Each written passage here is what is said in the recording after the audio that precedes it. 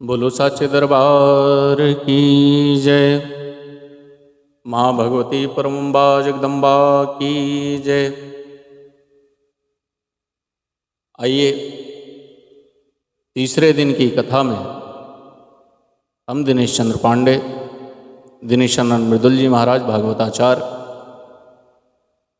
आप सबके बीच में इस नवरात्रि के 9 देवियों में से तीसरे दिवस की कथा माँ दुर्गा की तीसरी शक्ति चंद्रघंटा की पावन कथा, पुनीत कथा और दिव्य कथा आप सबके बीच में लेकर के हाजिर हैं।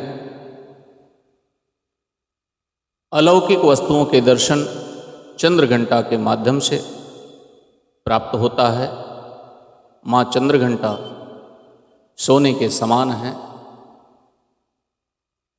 कनक कांति है।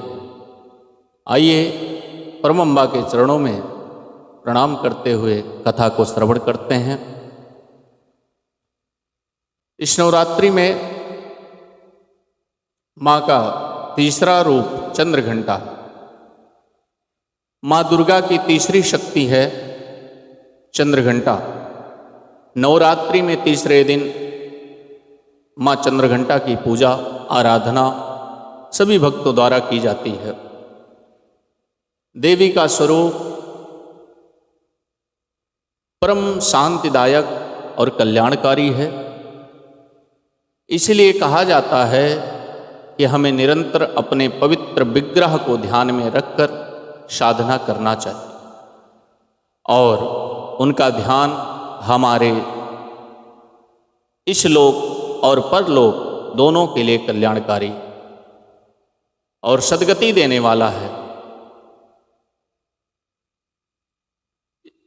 माँ चंद्रघंटा के मस्तक पर घंटे का आकार का आधा चंद्र है, इसलिए माँ चंद्रघंटा कहा गया है। इनके शरीर का रंग सोने के समान है, स्वर्ण के समान चमकती रहती हैं, कांतिमय होता है स्वरूप। और इस देवी के 10 हाथ हैं, वह खड्ग और अन्य अस्त्र शस्त्र से विभूषित हैं। सिंह पर सवार इस देवी की मुद्रा युद्ध के लिए उद्यत रहने की दिखाई गई है और सभी भक्त माँ को युद्ध के लिए जानते हैं। घंटे से भयानक ध्वनि से अत्याचारी दानव, दैत्य और राक्षस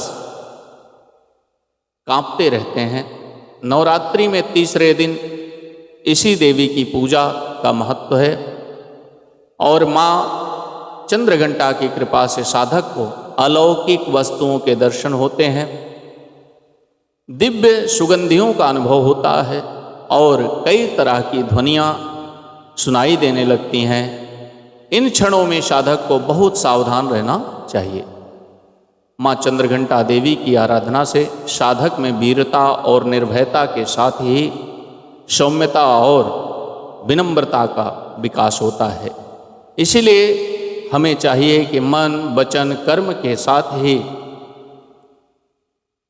माँ चंद्रघंटा की आराधना करना चाहिए। साथ ही काया को विहित विधि विधान के साथ परिशुद्ध पवित्र करके चंद्रघंटा के शरणागत होकर उनकी उपासना आराधना करना चाहिए। और माँ चंद्रघंटा के पूजन से, तप से, जप से सारे कष्टों का निदान होता है, रोग मुक्त हो जाते हैं, क्रोध मुक्त हो जाते हैं, कष्टों से मुक्त होकर सहज ही परम पद के अधिकारी बन जाते हैं। यह देवी कल्याणकारी हैं। माँ चंद्रघंटा के स्वरूप का वर्णन बड़ा ही दिव्य है।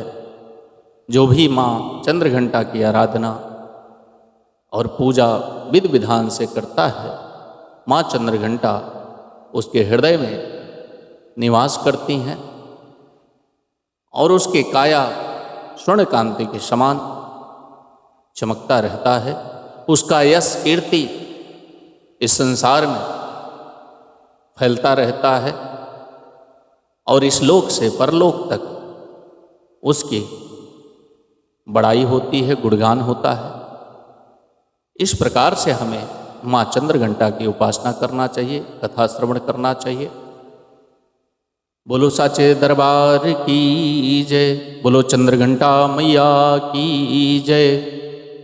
आपने यह कथा सुना, इसी के साथ सनातन धर्म सेवा संस्थान यूट्यूब चैनल को अवश्य ही सब्सक्राइब करें, कमेंट करें, शेयर करें और बेल आइकन को अवश्य ही दबाएं, जिससे और भी कथाओं का नोटिफिकेशन आप सबको प्राप्त होता रहे और इसी प्रकार से हम आपके लिए नई नई कथाएं लेकर आते रहें।